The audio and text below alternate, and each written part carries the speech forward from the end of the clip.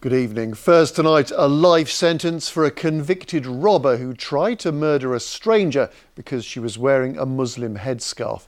21-year-old Paul Moore drove at his victim twice at Beaumont Leys in Leicester. Moore also tried to run over a 12-year-old schoolgirl nearby. The judge described him as wicked and dangerous and ordered him to serve at least 20 years. Our social affairs correspondent Jeremy Ball was in court.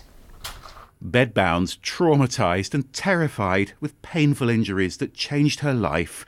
Zainab Hussein's still suffering 6 months after a stranger tried to murder her because of her religion. Zainab was too ill to see her attacker jailed today, but her family were joined at Nottingham Crown Court by dozens of supporters from across the country. My aunt will never walk again. That's the saddest part of this story. She's confined on her bed with no other hopes. As British people, we need to fight against hate, we need to fight against extremism, we need to fight any sort of violence. Moore carried out the attacks after a night of heavy drinking. The judge said he was dangerous, his crimes were wicked and premeditated, and he targeted his victims because they were wearing traditional Islamic dress. On Butterwick Drive, the judge said he used a car as a weapon. Zainab was rammed against a wall. Then he turned round and drove over her, breaking several bones. But it wasn't over. Up the road, he mounted the pavement and drove at a Muslim schoolgirl. She got away, the judge said, because of her quick thinking. Moore has shown absolutely no remorse from the outset of this investigation. The crimes he committed are horrendous, wicked, beyond comprehension.